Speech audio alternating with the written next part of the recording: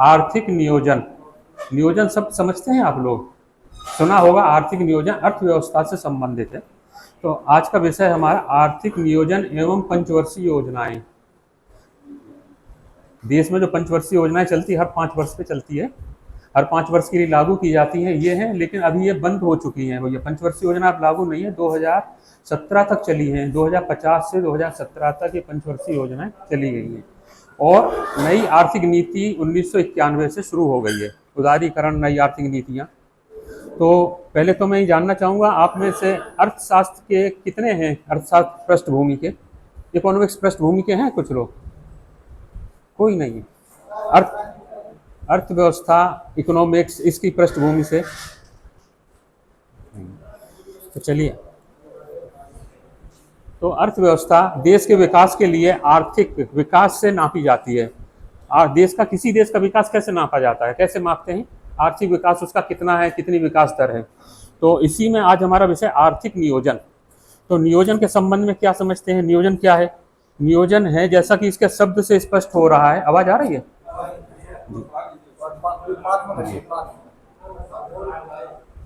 अजीब सिस्टम। तो जैसा कि इसकी शब्द से ही स्पष्ट है, नियोजन। नियोजन का तात्पर्य किसी योजना का बनाना। अब नियोजन का तात्पर्य जैसे किसी योजना बनाना, तो इसको स्पष्ट शब्दों में समझते हैं। जैसे कोई परिवार है, एक उदाहरण देकर बताते हैं है क्या नियोजन। जैसे कोई परिवार है, तो परिवार में जो उसके संसाधन है और जो उसकी प्राथमिकताएं हैं, उसी के आधार पर परिवार का खर्च तैयार किया जाता है। मान लीजिए ऐसा तो है नहीं किसी परिवार की आय है 20,000 रुपए और वो सबसे पहले मोटरसाइकिल लेने चल दें, तो क्या लेंगे? पहले सबसे पहले खाने पीने पे जो आवश्यकताएं हैं, जरूरतें हैं, उनकी पूर्ति के लिए व्यय किया जाएगा। ठीक है। तो ये नियोजन का एक अर्थ बताया कि इसको हम क्या समझ सकते हैं। नियोजन का मतलब योजना किस प्रकार की है, किस प्रकार योजना बनाई जाती है। तो जिस प्रकार एक परिवार में योजना बनाई जाती है, जैसे परिवार में योजना बनाते हैं, उसी हिसाब से देश की योजनाएं बनती हैं। और उन योजनाओं को क्या कहते हैं? नियोजन। इसी के बाद में बताएंगे अभी पंचवर्षीय योजना कैसे बनी, पंचवर्षीय योजना कितनी चली, इसके बारे में भी हम चर्चा करेंगे। तो इसको हम परिभाषित कर सकते हैं, अर्थव्यवस्था में स्वीकृत राष्ट्रीय प्राथमिकताओं के अनुसार, स्वीकृत राष्ट्रीय प्राथमिकताओं के अनुसार देश के अर्थव्यवस्था में स्वीकृत राष्ट्रीय प्राथमिकताओं के अनुसार देश के संसाधनों का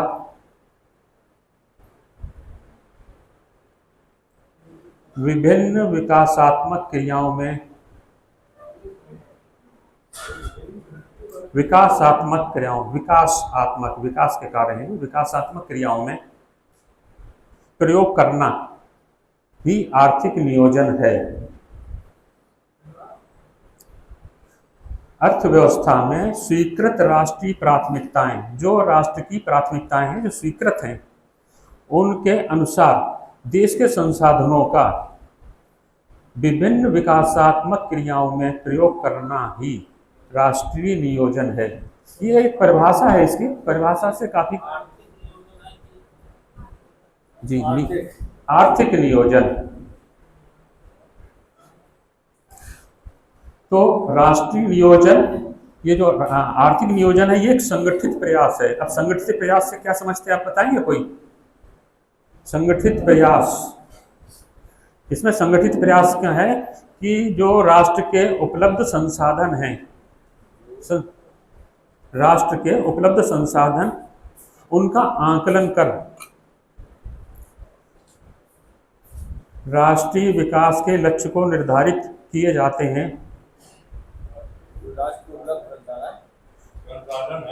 राष्ट्रीय विकास के लक्ष्य, दोबारा बोल देता हूँ, राष्ट्रीय नियोजन एक संगठित प्रयास है।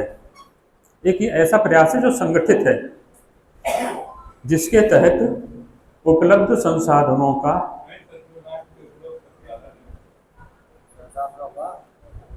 आर्थिक नियोजन एक संगठित प्रयास है, जिसके तहत उपलब्ध संसाधनों का आकलन कर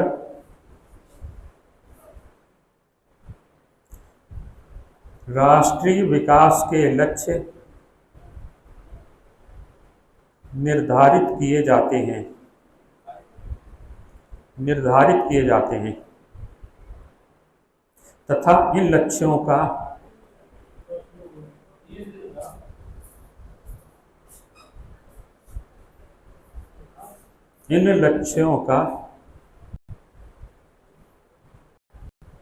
निश्चित अवधि में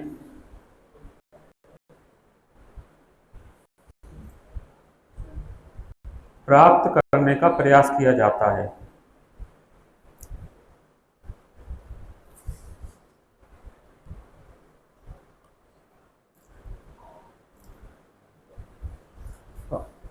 लिख लिया। तो अभी मैंने एक शब्द बोला था संगठित प्रयास। अब इसमें संगठित प्रयास किस किस का है? केंद्र और राज्य सरकार का जो प्रयास होता है, दोनों का प्रयास, दोनों मिला करके उसे संगठित प्रयास कहते हैं। यहाँ कोई बताए संसाधन से तात्पर्य क्या है? संसाधन क्या है? हाँ, साधन, साधन नहीं, आय से मतलब इसका। संसाधन का मतलब है जो हमारे पास आय है, जो इनकम है, जो देश की इनकम है, जो राष्ट्रीय आय है, जो राष्ट्रीय आय है उसी के हिसाब से तो आगे करेंगे उनका उपयोग।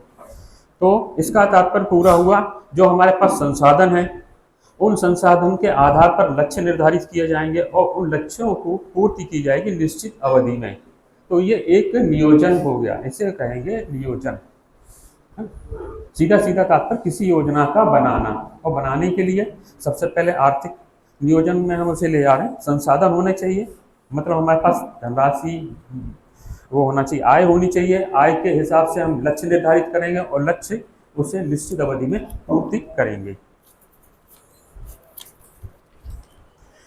इसके उद्देश्य भी हैं नियोजन के। अब आप लिखेंगे तो बहुत टाइम लगेगा, समझते जाइए। अब देखिए नियोजन का उद्देश्य क्या है। जो नियोजन देश में लाए गए हैं, क्यों लाए हैं, इसका कुछ उद्देश्य होगा। किसी चीज को लाने के लिए उद्देश्य होता है। तो संसाधनों का सर्वोत्तम उपयोग सुनिश्चित करना, जो भी देश के संसाधन हैं उनका सर्वोत्तम उपयोग, अधिकतम जो उपयोग किया जाए वो एक सुनिश्चित करने के लिए इसको नियोजन बनाया गया। संसाधनों का तार्किक वितरण, देश के जितने संसाधन हैं तार्किक वितरण, तार्किक वितरण से समझते हैं, कुछ बताएंगे? कोई तार्किक वितरण का क्या तात्पर्य यहाँ पर? व्यवस्थित, व्यवस्थित सही नहीं अभी। सभी को, तार्किक से मतलब सभी को, जो गरीब वर्ग है, जो सभी है, सबको जिसके हिसाब से जरूरत है उसके हिसाब से उनको वितरण हो। ये नहीं कि पता चले कि सभी को एक साथ दे दिया। सभी को मिलना चाहिए, सभी को बराबर बराबर हिस्सा जिसके हिसाब से जी। हाँ जी, हाँ, नियमता मिलना चाहिए सभी को। गरीबी और बेरोजगारी को कम करना, इसका तीसरा उद्देश्य है गरीबी और बेरोजगारी को कम करना।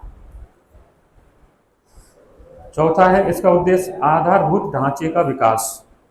आधारभूत ढांचे में जैसे सड़क है, बिजली है, परिवहन है, तो जब तक आधारभूत ढांचा सही नहीं होगा, जब तक मजबूत नहीं होगा तो देश का विकास नहीं होगा। जब तक सड़कें नहीं होंगी तो आवागमन के साधन भी नहीं रहेंगे। तो ये भी इसकी एक उद्देश्य है आर्थिक नियोजन का। बिजली की सबसे ज़्यादा आवश्यकता है, परिवहन की भी आवश्यकता है, तो ये मूलभूत ढांचे हैं। आत्मनिर्भरता एवं आधुनिकीकरण, एक इसका उद्देश्य अगला है आत्मनिर्भरता, मतलब स्वयं में निर्भर हो जाएं, किसी दूसरे देश पे डिपेंड नहीं रहेंगे, सभी चीज़ों का उत्पादन। ठीक है। कृषि एवं उद्योगों का विकास, और लास्ट में छठवां इसका उद्देश्य कृषि उद्योगों का विकास, कृषि का और उद्योगों का विकास। तो ये इसके नियोजन के उद्देश्य हैं। नियोजन को इसमें 3 अवधि में बांटा गया है। एक अवधि है अल्पकालीन अवधि, दूसरी है मध्यमकालीन अवधि और तीसरी दीर्घकालीन अवधि। अल्पकालीन अवधि 1 वर्ष से कम। अगर कोई नियोजन या योजना बनानी है तो उसको अवधियों में बांटा गया है। समझ में आ रहा है कि नहीं? पीछे तक आया। नियोजन को 3 अवधि में बांटा गया है। तो सबसे पहले अल्पकालीन अवधि, 1 वर्ष का अगर कोई योजना तैयार की जा रही तो उसे अल्पकालीन अवधि में करना पड़ेगा। मध्यकालीन अवधि 1 वर्ष से 3 वर्ष तक, और दीर्घकालीन अवधि में 3 वर्ष से अधिक। तो हम बताएंगे जो पंचवर्षीय योजनाएं बनी हुई है वो कौन सी अवधि में आएंगी? दीर्घकालीन में। बिल्कुल करेक्ट, समझ में आ रहा है। और इसके प्रकार, अगर हम इस पे आ गए, प्रकार कितने प्रकार का हो सकता है? नियोजन कितने प्रकार का हो सकता है? ये 2 प्रकार का है। एक है आदेशात्मक और एक निर्देशात्मक। आदेशात्मक है केंद्रीकृत और निर्देशात्मक है केवल जिसमें नीतियां बनाने में सरकार की तरफ से नीतियां बना दी गई, लेकिन उसका हस्तक्षेप नहीं करेंगे, दूसरों पे डाल देंगे, वो अपने हिसाब से उसे बनाएंगे। तो जैसा आप समझते हैं आप लोग, तो सब सरकारी आदेश आदेश हो गया कि उसको एज इट इज ही फॉलो करना है। सरकारी मशीनरी में भी होता है आदेशात्मक और निर्देशात्मक। तो आदेश को एज इट इज फॉलो करना है, और निर्देशात्मक में केवल नीतियां बना करके दे दिए कि निर्देश दे दिया आप इस तरह से इस काम को करें। तो ये दो प्रकार के आपके नियोजन हैं। आवाज का बहुत जी आगे ही है काफी। ठीक। अच्छा, अब इसमें आते हैं, ये कितने क्षेत्रीय व्यापकता के आधार पर इसको दो जगह बांटा गया है। क्षेत्रीय व्यापकता, क्षेत्रीय व्यापक से आपसे क्या तात्पर्य है?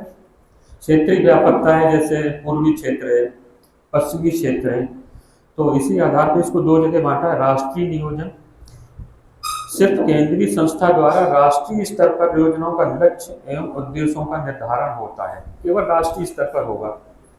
और जो क्षेत्रीय नियोजन है उसमें क्षेत्र में जब किसी क्षेत्र विशेष का ध्यान में रखकर योजना बनाई जाएगी तो उसे क्षेत्रीय नियोजन कहेंगे। समझ में आ रहा है यहाँ तक?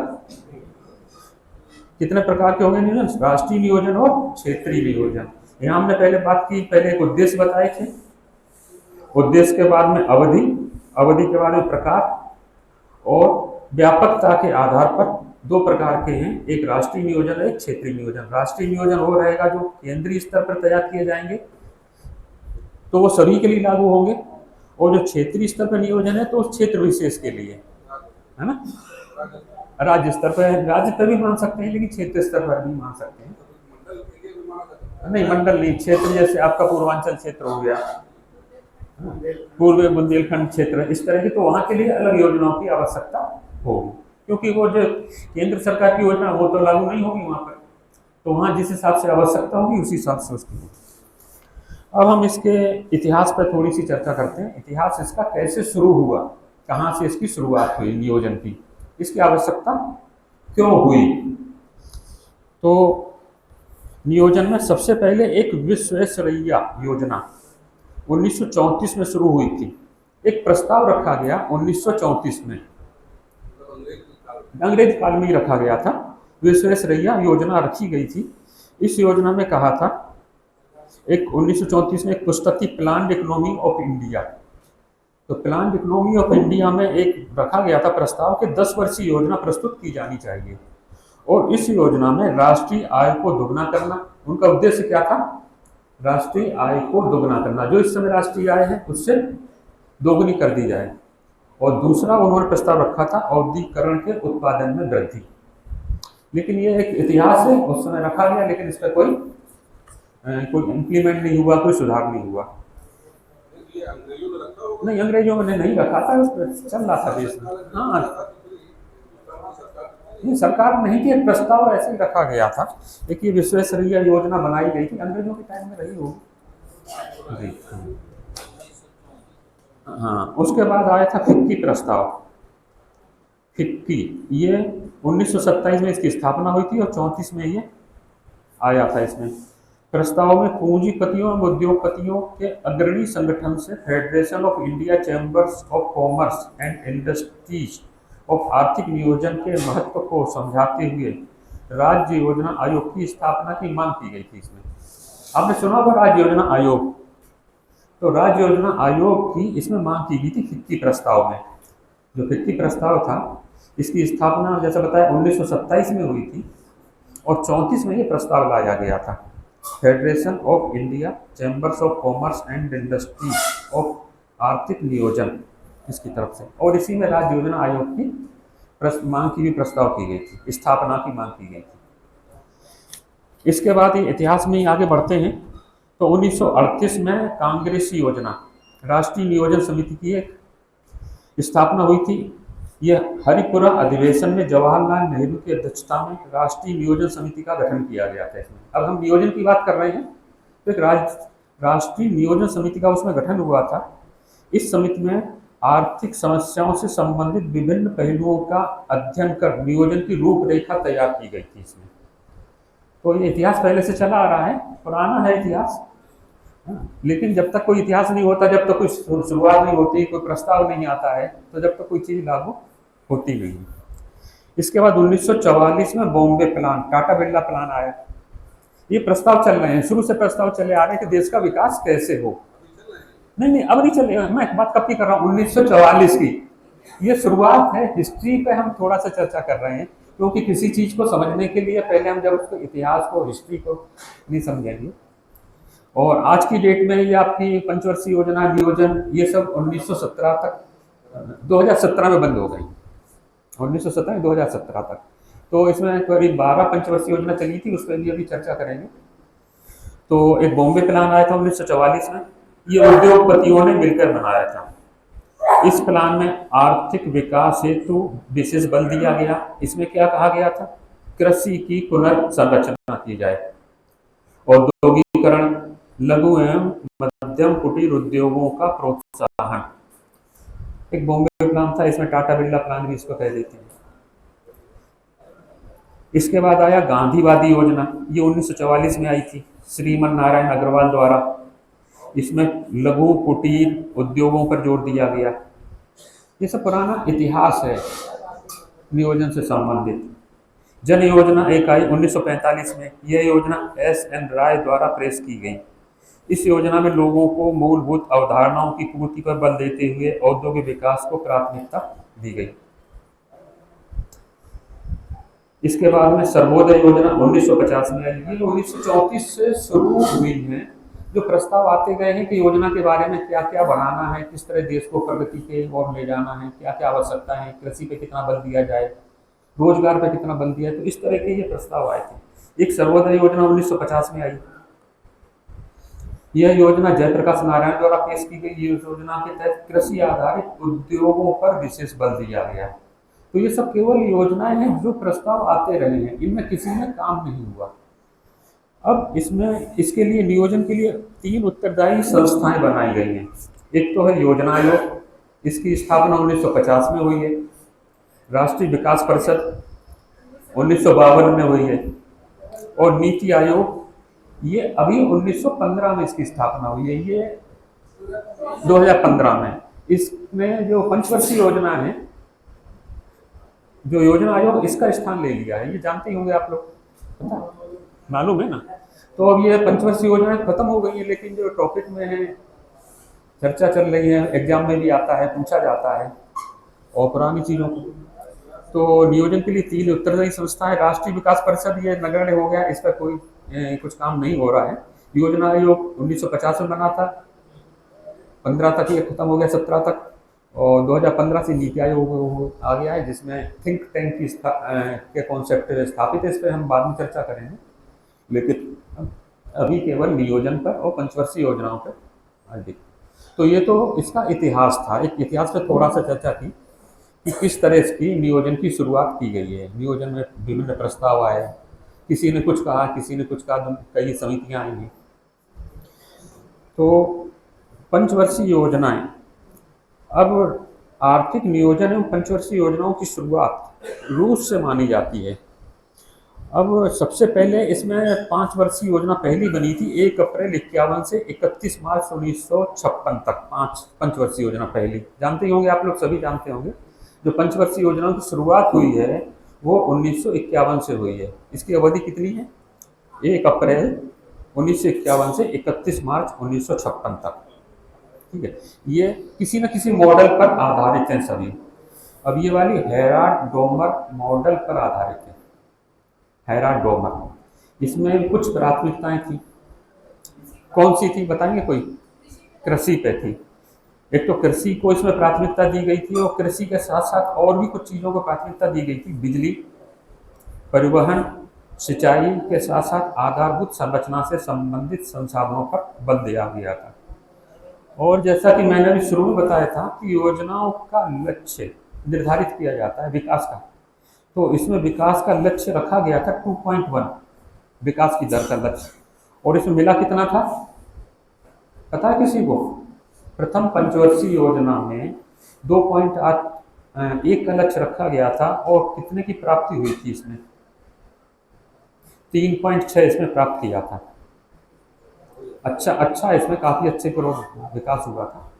और इसमें सामुदायिक विकास कार्यक्रम, दामोदर घाटी परियोजनाएं, भाखड़ा नागर बांध, हीराकुंड आदि ये सब उस समय तैयार किए गए थे। 5 साल में ये इनकी योजनाएं रही। और इस पर जोर किस पे दिया गया था? कृषि पे।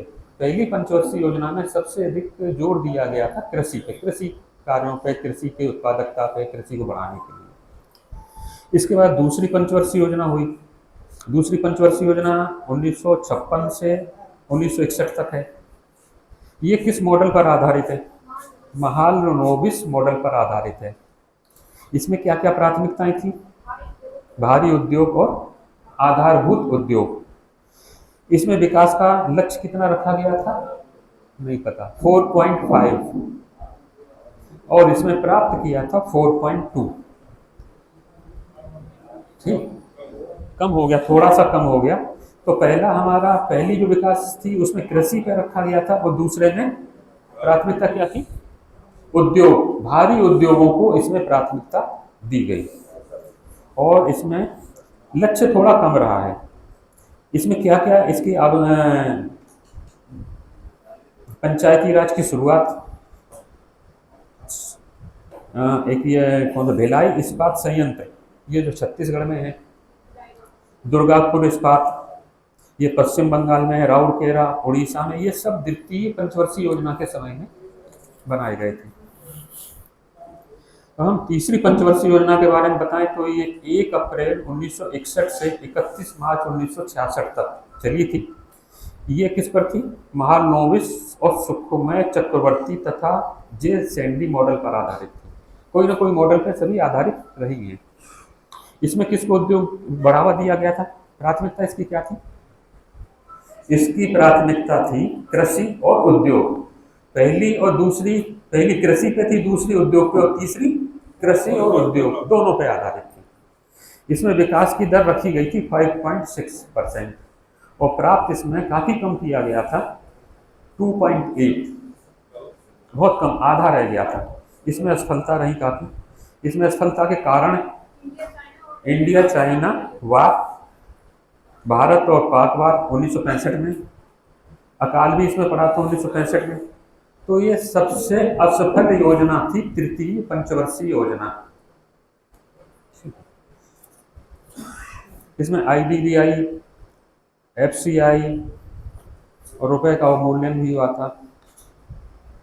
इसके बाद जब ये तीसरी पंचवर्षीय योजना असफल हो गई तो योजना अवकाश रहा 1966 में।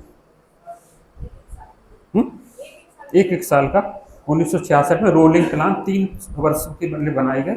इसमें हरित क्रांति की स्थापना वगैरह हुई, शुरुआत हुई थी 1966 में। 3 वर्ष के लिए एक साल का रोलिंग प्लान बनाया गया। इसमें कोई योजना नहीं चली थी।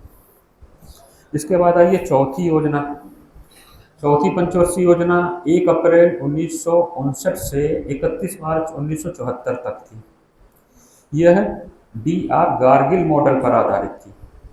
इसमें प्राथमिकता क्या थी? इसकी प्राथमिकता थी स्थिरता के साथ विकास, मतलब विकास तो होना है लेकिन स्थिरता के साथ विकास हो और आत्मनिर्भरता प्राप्त करना, आर्थिक समानता एवं न्याय की स्थापना। तो इनकी प्राथमिकताएं 2 थी, स्थिरता के विकास हो और दूसरा आर्थिक समानता हो, मतलब समानता का वितरण हो, समानता का प्राप्त हो। इसमें विकास की दर 5.7 थी और इसमें भी 3.3 प्राप्त हुई थी। इसके बाद हम आते हैं 5वीं पंचवर्षीय योजना। ये 1 अप्रैल 74 से शुरू हुई थी और 31 मार्च 78 में खत्म हो गई है। 1 साल पहले ही खत्म हो गई, कार्यकाल पूरा नहीं हो सका। तो इसमें क्या क्या रखा गया था? उद्देश्य इसके क्या थे? गरीबी हटाओ और सार्वजनिक वितरण प्रणाली के साथ न्यायपूर्ण श्रम नीति। इसमें विकास दर का लक्ष्य 4.4 रखा गया था और इसमें प्राप्त की थी 4.8।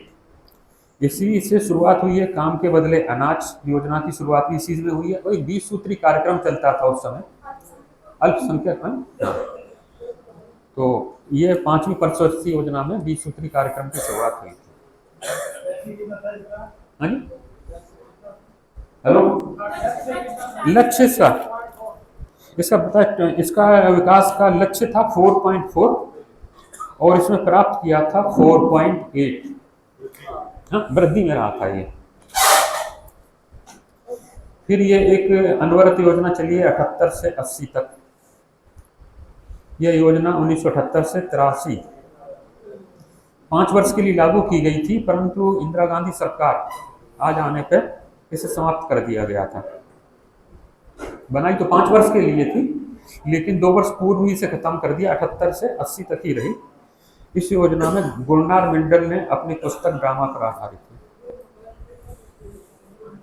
इसके बाद है छठी पंचवर्षीय योजना। ये 1 अप्रैल 80 से शुरू हुई है और 31 मार्च 1985 तक चली है। ये आगत निर्गत मॉडल पर आधारित है। इस एक उद्योग की आगत दूसरे की निर्गत होती है। इसका मॉडल पर आधारित थी। इसमें गरीबी उन्मूलन एवं रोजगार ये इसका उद्देश्य रहा था। इसमें विकास दर का लक्ष्य था 5.2 और प्राप्त इसमें किया 5.7। इसमें भी बढ़ के हुआ है। 14 राष्ट्रीयकृत बैंकों का भी इसी में राष्ट्रीयकरण हुआ है। नाबार्ड बैंक की स्थापना हुई है 1982 में। तो सब इसके बाद 7वीं पंचवर्षीय योजना हुई थी 1 अप्रैल 85 से 31 मार्च 90 तक। यह जॉन डब्ल्यू मिलर मॉडल पर आधारित है। इसमें उद्देश्य क्या थे बताइए मैडम? नहीं पता है। इसमें भोजन, रोजगार, उत्पादकता पर बल दिया गया है 7वीं पंचवर्षीय योजना में।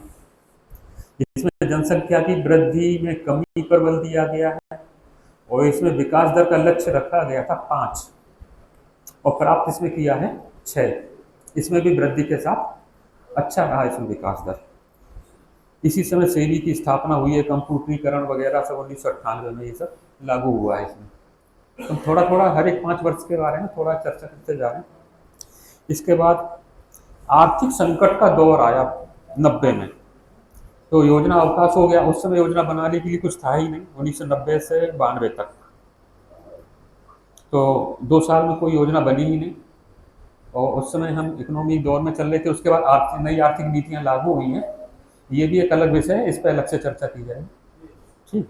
इसके बाद आती है 8वीं पंचवर्षीय योजना। 8वीं पंचवर्षीय योजना में 1 अप्रैल 92 से 31 मार्च 97 तक है। ये राव मनोहर मॉडल पर आधारित है। इसका उद्देश्य रखा गया है, मुख्य उद्देश्य इसका सर्वांगीण मानव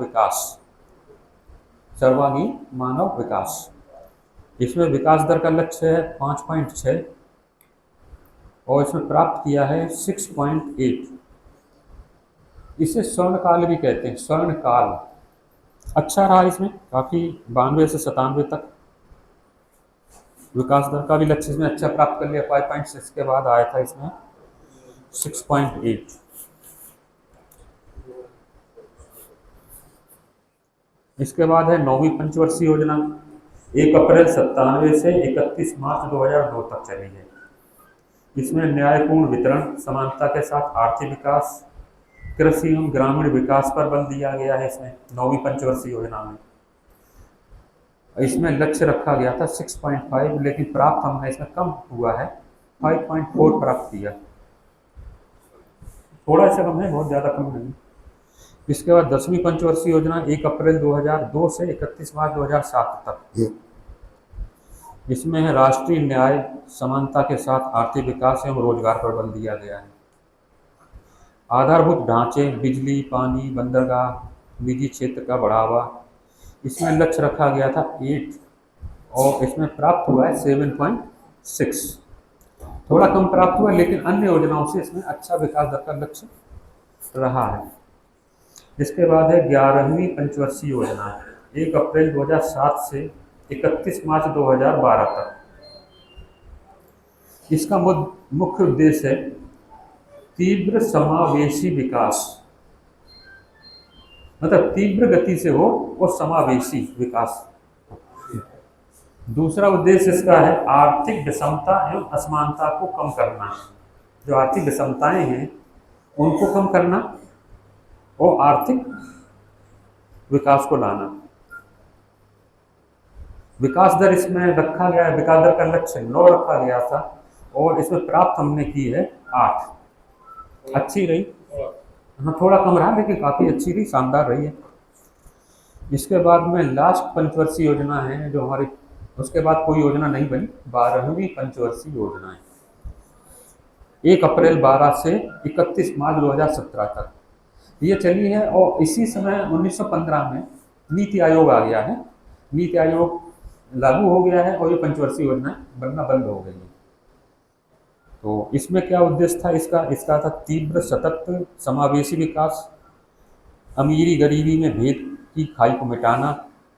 विकास दर इसमें लक्ष्य रखा गया था 8। अब इसमें अभी तक इसका टारगेट नहीं मिला है। लक्ष्य इसमें रखा है जैसे 8 इसका था, कृषि का 4 रखा था, उद्योग का 8 रखा था, सेवा क्षेत्र में 9 रखा है। और विभिन्न क्षेत्रों में जो व्यय धनराशि है, सामाजिक सेवाओं में 34.7% व्यय हुआ इसमें। जो टोटल जो स्रोत हैं उसमें से ऊर्जा पर 18.8%, परिवहन पे 15.7% और ग्राम विकास पे 5.96%। इसके उद्देश्य थे गरीबी में 10% तक की कमी लाना, स्कूल शिक्षा के औसत वर्ष बढ़ाकर 7 वर्ष करना, मानव संसाधन विकास की रिपोर्ट में स्कूल में बिताया गया समय कितना है ये भी बढ़ाना, मुद्रास्फीति 4 से 5 के मध्य रखना, मुद्रास्फीति। राजकोषीय घाटा जीडीपी को 3.25% तक रखना, वर्तमान में 9.3 है।